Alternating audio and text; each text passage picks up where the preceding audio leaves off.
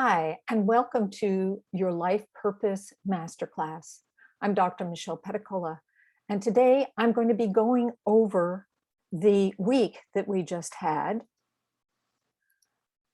in the 5-day Facebook challenge, and going to invite you to celebrate your successes and talk about what your next steps are. This whole week was for the purpose of getting you fired up, to get you started in living your life purpose.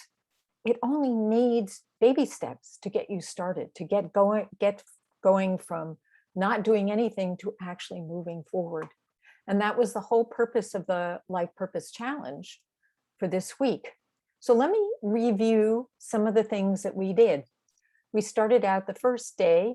Hi, Diana. Welcome to your Life Purpose Masterclass.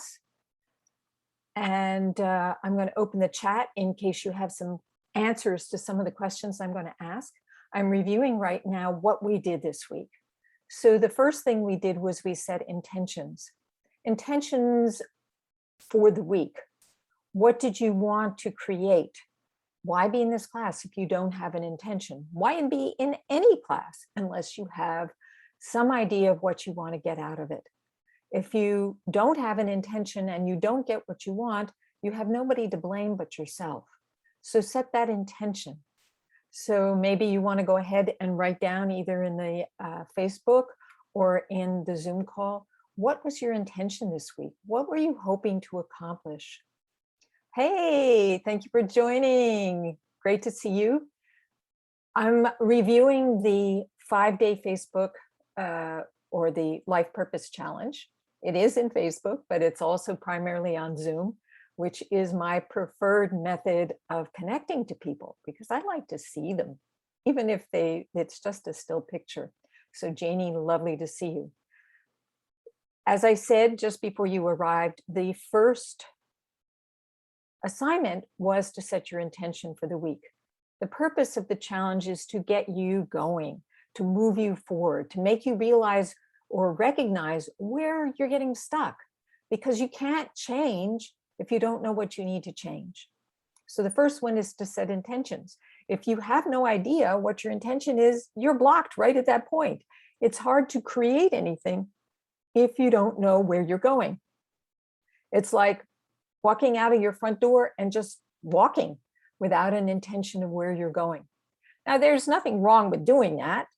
Sometimes that's a pleasurable thing, to just let your intuition guide you.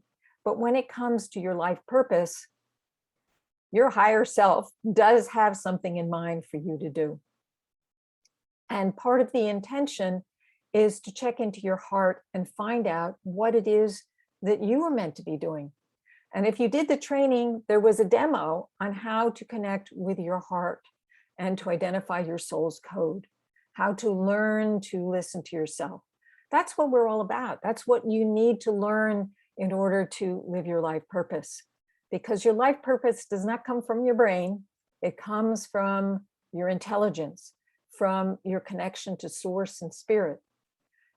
And a lot of us, we had that access when we were very young, but in the course of our childhood, it was tamped down. We were discouraged. Our parents wanted us to play safe. Our parents wanted us to be good. And sometimes they were neglectful. Sometimes they were overcritical. And as children, especially those first years up to 5 or 7, we were totally dependent on them. And so we needed to do what they told us to do in order to survive. And maybe we made up our own ideas about how the world works back when our brains were not fully online. For example, I decided I needed to be a people pleaser, that the best way for me to get what I needed, which was love and attention, was to give people what they wanted, to prove my worthiness. Problem with that is it interferes with your life purpose. Because if you're spending all your time focusing on what other people are wanting from you, you're never checking inside to find out what you need to do. That's the purpose of the Heart Talk audio. And for those of you who showed up today, I am going to put the link to access the audio I created to get you to connect to your soul's code, should you like to do that. So that was day number 1. Day number 2 was about commitment. So you make an intention, but then you also need to commit. You need to say, I'm going to set aside a certain amount of time. And the commitment was really, really simple. Just come to the meetings every day, listen to the trainings every day, and do the worksheets, which, took maybe 5 or 10 minutes, right? So it wasn't a big commitment, but it's getting you in practice to make commitments, because commitments can be big. It can take your time. Maybe you have other people in your life that make demands on you, and now you committed to showing up to these calls or doing these worksheets, and it's using up some of your time. Maybe there are people in your life who feel uncomfortable about you exploring your life purpose, like you might get out of control. There might be people in your life who discourage you because they are not living their life purpose. And when you do that yourself, it makes them uncomfortable, doesn't it? So commitment is to say, I'm going to do this. I'm going to commit to this amount of time. And going forward, you also want to make a commitment to yourself. How are you going to move forward after this masterclass is over? What do you commit to make sure that you stay in touch with your life purpose and that you actually take important action? So that's commitment. The third day was about resistance. Resistance is the stuff that comes up when we make commitments. People who get in trouble or have problems and call on your attention, your own sabotaging behavior, getting sick, getting too tired, filling your day with too many things. There's so many ways in which we do this. I don't know if you've ever tried to sit down and write a letter or work on your taxes, and you find that you have a million other things that you need to do first before you do that. And that's part of the resistance. And then the third one is, that was the third one. The fourth one is future visioning. A lot of us have problems with seeing the possibilities. As human beings, we're used to gauging our lives on the basis of what we're exposed to. So of course, you might want to start connecting with people who have a bigger vision of their lives, and that will influence you. But a lot of us, our vision of the world, of what's possible, has been determined by our parents. And if our parents played small, if our parents played safe, or they didn't do well, or whatever, we will tend to shut ourselves down, to not see the bigger picture or the possibility. So of course, one of the exercises I suggested is to multiply your vision 10 times and see what you can come up with. The demo, however, is a future visioning. This is an opportunity to tap into your future self and see what she has in store for you, to open you up to the larger possibilities. As I said in my training, it's like shooting an arrow at a target. If you shoot for the outer rings, you're more likely to miss the target altogether. But if you shoot for the bullseye, then if you go a little bit off, you still have a lot of area to let your arrow land. So the same is true with your life purpose and your plans for moving forward. Think big, and then trust that the universe will come and support you. Now, I have to say, when I did one of my first life purpose challenges and started making a documentary film series, well, I just was starting to make one documentary. I really started small. I went to the first person I was going to interview, and I didn't even have a camera person. I had my camera and I was asking questions. And what happened was that I was so busy and intent on connecting with that person that I forgot about the camera. And so when I looked at the video afterwards, most of the time she was below the screen. She was not, or she was above the screen, and the video was unusable. That's when I realized I needed to reach out and get somebody to do the videography. And then this blossomed into getting a sound person and a PA, and I started to have a team. We are often afraid to ask for help. What I found, though, is most of us, our missions require us to connect with other people, to reach out, to make the ask. And in order to do that, you need to step into your power. And as I had mentioned, many of us have learned in childhood to tamp down our power in order to fit in with our families, to keep our parents happy. And it becomes an unconscious habit that sometimes we're not even aware of. So of course, when you start taking steps, that's when it surfaces. That's when you can start to see where your resistance is. So I want to ask the people who have showed up today, what have you learned this week in terms of those 4 areas? What intention did you set? How did you find your commitment? Do you feel like you've honored your commitment this week? What resistance showed up for you? And then finally, did you do the future visioning? The idea is not to just listen, but actually to take action and see what shows up. So I'm going to just, I'm going to ask in the Facebook,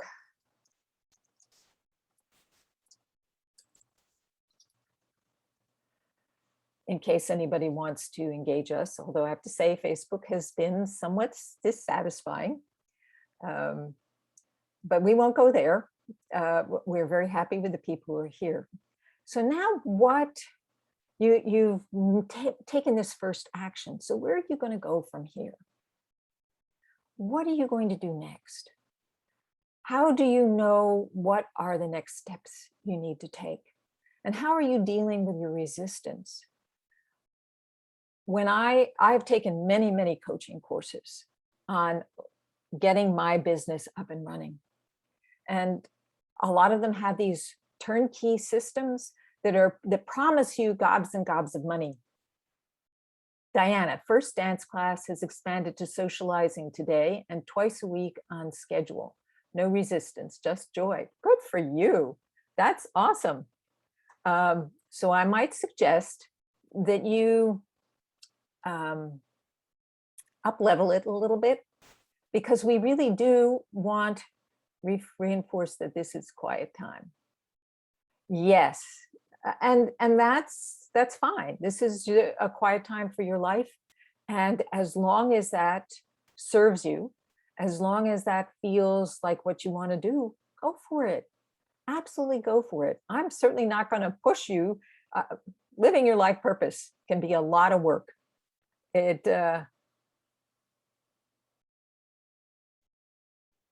Yes, committed to life and responsibilities. Yes, I'm sure. Were you a mother? Did you have children? Did you have a difficult job? Sometimes people are just so exhausted. They retire and they just want time for themselves. And I encourage that. Enjoy that. At the same time, because it's one of my values, I would also use it as an opportunity for really exploring who you are, discovering what it is that you love to do. So I see that you love dancing, and yes, engage in that. Maybe you want to find out more about your spirituality, the part of yourself that is the higher mind that connects to source. Maybe you want to start putting things, not yet, because you're quiet time right now, but you might want to start putting things in order for the end of your life. If you're in that final phase, 2-month course to implement self-awareness, good for you, awesome.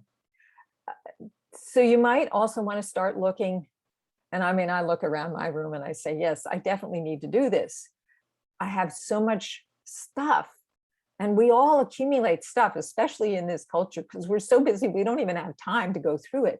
But we certainly don't want to leave that to our survivors to deal with that. So to start looking and saying, do I need this anymore? I had a person, I'm in create mode and doing what I love, which is to write. My intent was to write freestyle for at least 30 minutes a day. Janie, that's fabulous. I had a bit of resistance in the beginning, but as the week moved forward, I got into writing groove, and it is not only fun, but inspiring me to other creative ventures. Yes, it totally is. And Janie, I think I love that. Woohoo, Diana, awesome. So I find that I like speaking. So I do a lot of Facebook, or I do a lot of videos. And I'm actually writing a book called Your Great Human Adventure, and recording the videos that will be linked to that digital book, so that people can get it both verbally and in video and audio format. Because of course, people learn in different ways. And I'm also finding that that's a really good way to focus and to move forward. Simultaneously, I'm promoting my YouTube channel.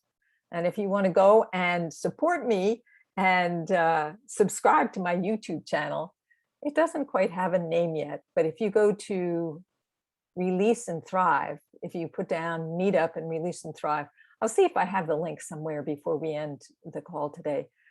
I would certainly appreciate it, because I do want to reach more people. All right, so I was talking about the things that came up for you this week, and you guys have been in action, and it seems like you're really happy with the results. Moving forward, and this might not be appropriate for you, Diana, because you are content with what you're doing, but you can listen to this later when you feel like you want more. You want a little more teeth in your life. You want a little more engagement. As I said in one of my trainings, my QA sessions, these bodies and these minds are meant to be challenged. When you challenge your body, when you walk further than you intended to walk, when you do exercises, you actually increase the longevity of your body.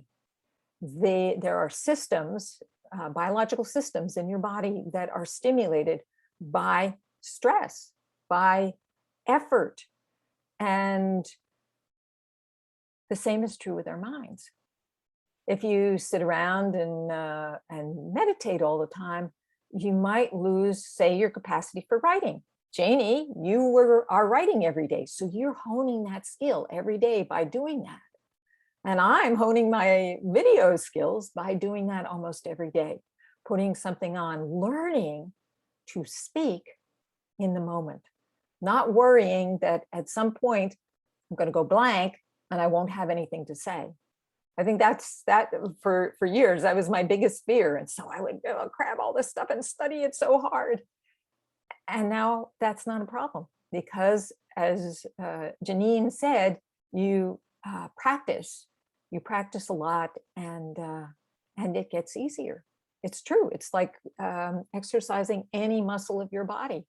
Your brain is a muscle also. So consider, you're doing this ease. How can you push it a little further? How can you have more ease? How can you have more quiet time? When does it start to feel a little bit on the edge? And what happens and what comes up when you do that?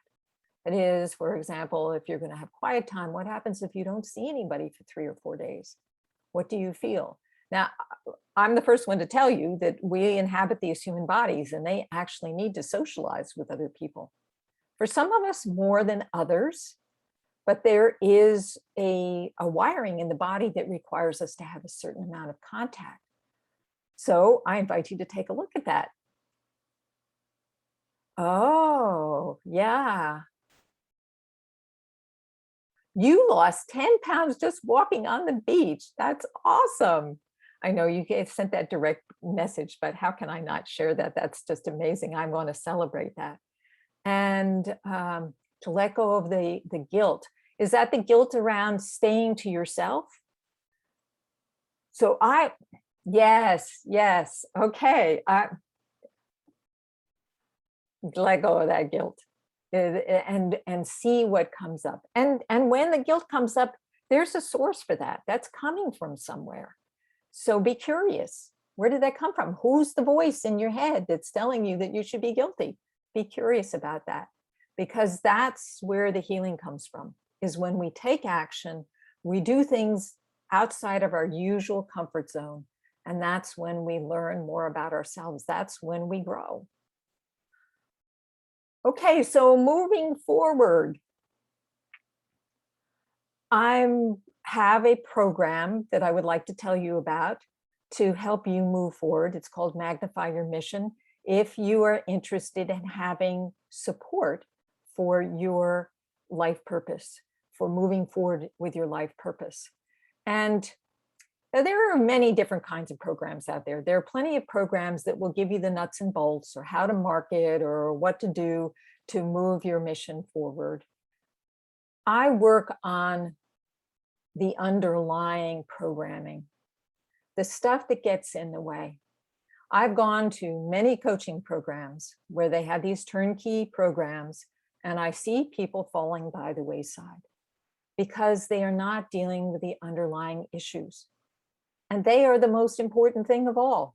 If you don't deal with the underlying issues, if you don't deal with your fears, with your resistance, you're not going to move forward. And that's the kind of things I work on in the Magnify Your Mission. Now, the idea of magnify is to magnify it so you can see it better, but also to magnify its energy so that it actually reverberates out into the universe to attract people to support you.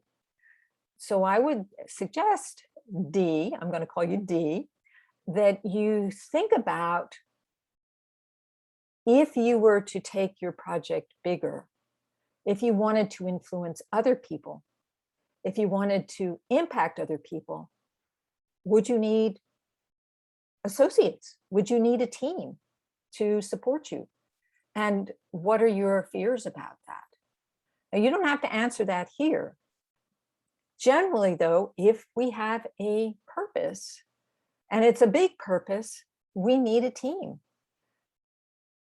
When I was doing my documentary film series, I started by doing it by myself and quickly realized that it was not a solo sport. I needed people to help me. I couldn't do it alone. And so I started attracting people who would support me, that would help me, that I could work with. And then eventually I had to commit not only my time and my courage, I also had to commit a certain amount of money. I probably spent over $40,000 or $50,000 on making my film series by the time I was finished, because there were certain things that I just didn't have the skill to do. And I wanted to honor the people that I interviewed, to give them a good result, to give them something that they would be proud of. And so I hired an editor. And on a larger scale of things, of what it costs to make films, that was really low budget. Still, that's a chunk of change, isn't it? And I just had to commit, because I was committed to making a good product. I was also terrified about making a bad one. I was terrified about failing. I also found, though, that when I was working with other people and investing, first of all, the money came, which surprised me, because I certainly didn't have $40,000 or $50,000 lying around. The money showed up. And what was better was that when I was working with other people, there was a synergy. There was an exchange of ideas, and there was an exchange of creativity. And so the product, the films that I made, were way better than I could have ever done myself. I hired a composer who composed the music that held the whole piece together. And I hired a sound sweetener to clean up the sound, because, of course, I was using prosumer camera equipment. I didn't have the, $50,000 or $80,000 you need to get high-end cameras back in those days. So I fixed it up the best I could, and it did pretty well. I sent it out sold it to the academic community, sold the series to the academic community. I did workshops. And that was also part of the commitment. It was like, okay, now I've created it. Now I need to share it. It was like giving birth to a child, and then, well, you have to get them to go to school. You have to get them to grow up. So that's all part of the time commitment and also the money commitment, because it takes time and oftentimes money to get your purpose out into the world. You have to think about that. What does it mean to have a purpose? To have a purpose is to not only fulfill your manifest destiny, to fulfill who you really are, but also to have an impact on others. I remember one of the people that I interviewed for my film series, he was a Buddhist, and he had written a number of books on Buddhism in America. And he said that service was why we were here, that we are here to serve others, to make an impact, that in a sense, we're all in this cauldron, in this universe together, and that we're all trying to lift each other up at the same time. And I like that idea. Of course, that fits in with me and my Aquarian background, definitely about the larger community. So when you think about your purpose, what are you willing to commit? Are you willing to not only commit your time, but also commit and invest?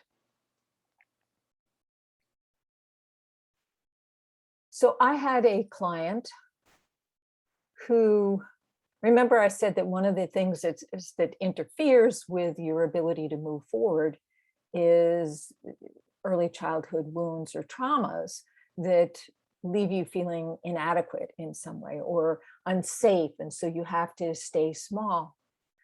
I had a client come who had actually gone to see a psychotherapist. And she paid a lot of money to this guy. And he ended up actually making her feel worse because she spent all her time talking about how miserable she was, because that's what they like you to talk about. I don't know, not all of them, but he did. And finally, she met me at a speaking event and she signed up with me. And in a very short time, turned her life around. She was a coach, but she was spending all her time working very hard with her coaching, and she was not showing up for her husband and she was not showing up for her children. And what's interesting is it turned out that she had had a previous husband who had committed suicide, and she had never dealt with that loss. She never fully healed. And therefore, her behavior was, in the survival mechanism, was escape or hiding, denying her trauma. And when we brought it up into the open, when she got the practices that she needed to transform that, she transformed. Now she's a very high-end business coach, and she charges $100,000 for her programs. So she's doing great. Sometimes when you make the investment, it's worth your while. When I invested in my film series, in the end, it paid itself back because it was good enough that I could take it to the academic community. It was good enough that I was able to attract grants to take it to the cancer community. So yeah, sometimes you want to let that child of yours, that child of your creativity, to blossom. And you need to invest, just like you would invest in a child. Send them to college. Make sure that they have the tools they need to blossom. Another thing that you need, so there are 4 things that I want to mention, and I have been mentioning, that you need to move your mission forward. One I said was time. Number 2 is money, that is willingness to invest, not only your time, but financial resources, your resources. Money is just energy. Confidence. A lot of people fall back on that confidence because we're brought up not to trust ourselves, not to believe in the valuable mind that we have that's telling us what we really need to do. Learn to turn that off. We have access when we're children, but then we find, oh, that's not safe. I'm not going to listen to that. And then we lose track of it. And we want to bring that voice back and to develop confidence. Confidence comes from success. Confidence comes from realizing that what you're doing is working for you. You also want to be aware of who you're surrounding yourself with, because people can really tear at your confidence if you're not careful, or if you're attracting or aligning yourself with people who are going to replay or reinforce what you learned as a child. And those are the voices in our heads that undermine our effort to move forward. So what kind of voices might you be having to deal with? And how do you deal with them? How do you deal with those voices so that you can move forward? And I got to tell you, there will probably always be voices in your head. And what you want to learn is a way to master them so that they don't occupy or take over your life, so that you can do what you need to do. And sometimes it's as simple as you, Diana, coming to this challenge and giving yourself that opportunity to say, yes, I am doing okay. And I think you also joined something else that's really great to move forward. Where did I see that?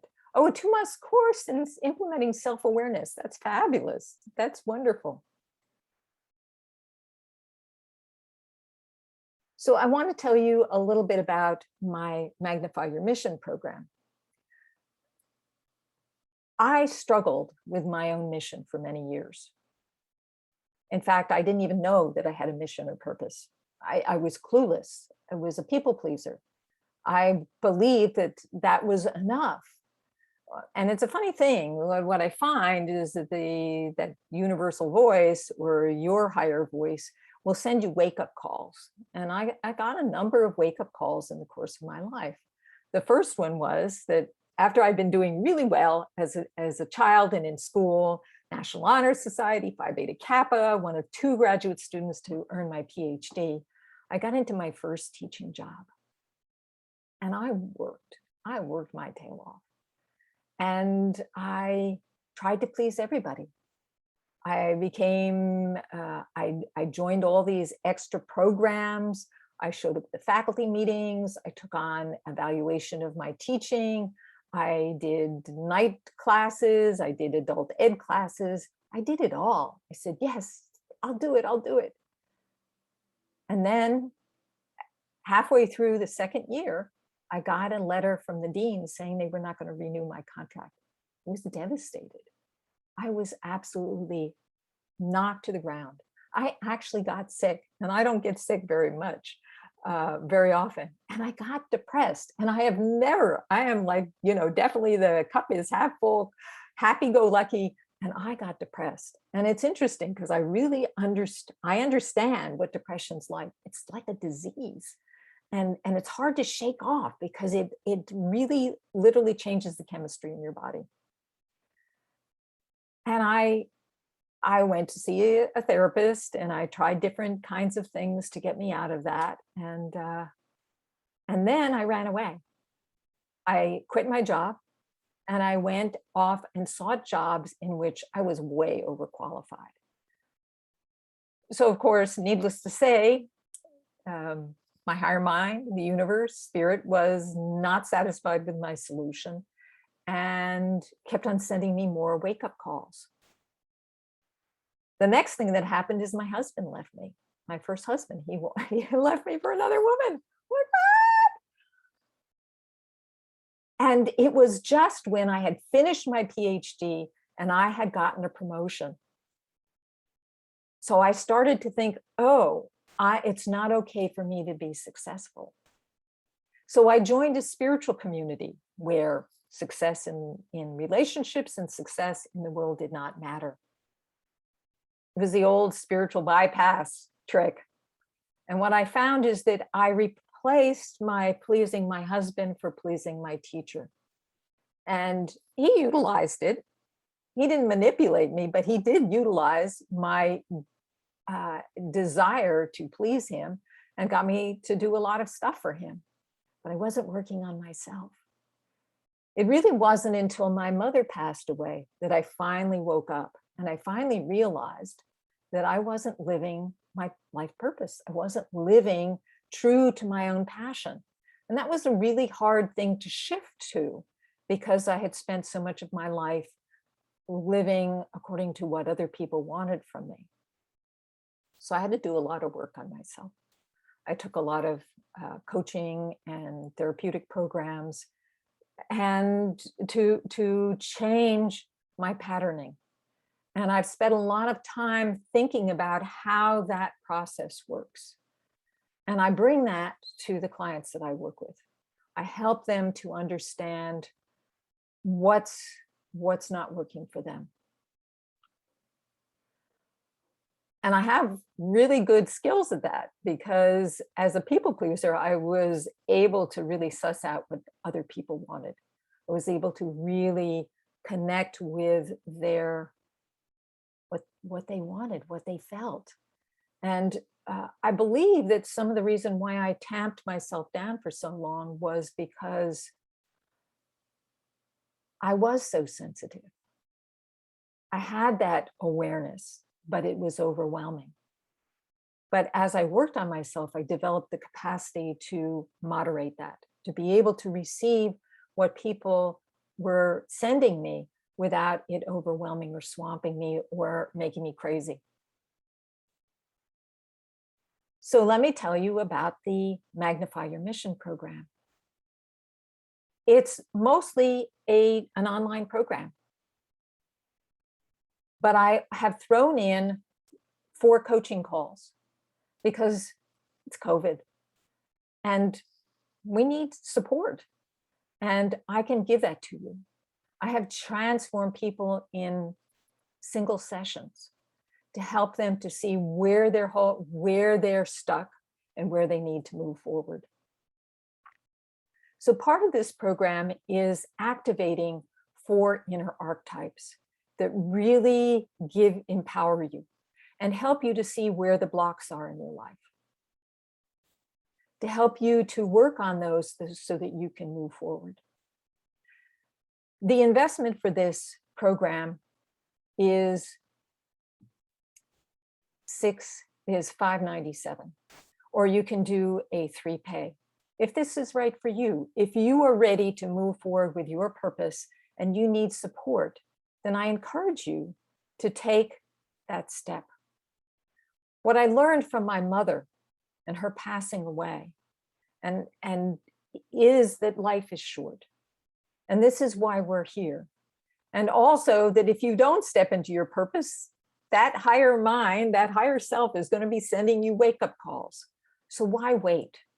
Move forward with your life purpose. And I'm not saying any of you right here, right now, are in that situation, but maybe somebody else will listen to this and this will resonate with you. If this resonates with you, I want you to go to, I'm going to put the link.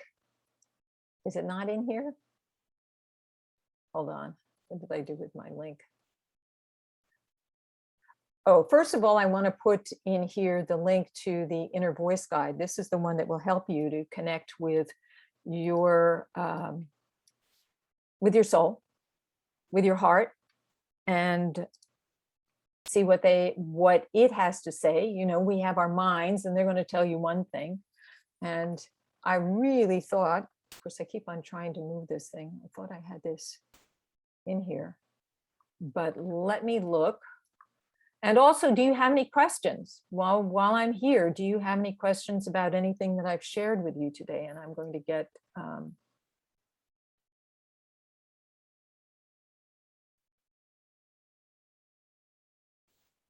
let's see, I've got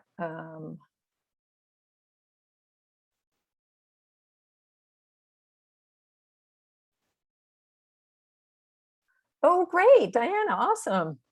And I'm going to put it in, but I can tell you what it is right now. The website is Second Chance Secrets, and then it's / and Magnify Your Mission. And I'm going to put that right in here for all of you.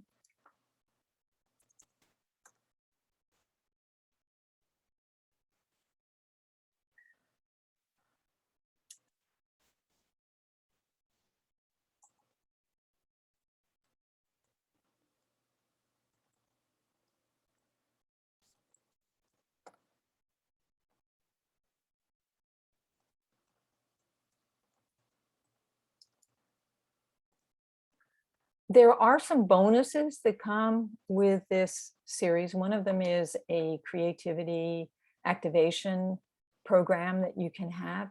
And the other thing I'm going to include with this program is all of the QA sessions. There is a lot of good information in there, and I'm not going to make that available to just anybody.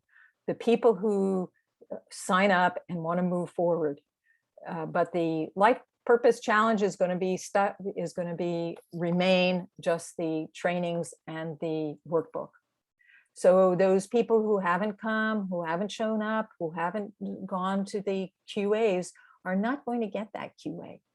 Of course, Diana, you've come to all of them except the resistance. Interesting. We all have our places of resistance.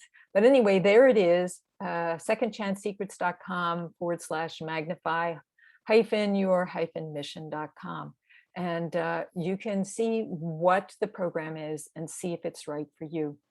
So I'm opening this up for questions. You can, I'm going to actually stop the recording now.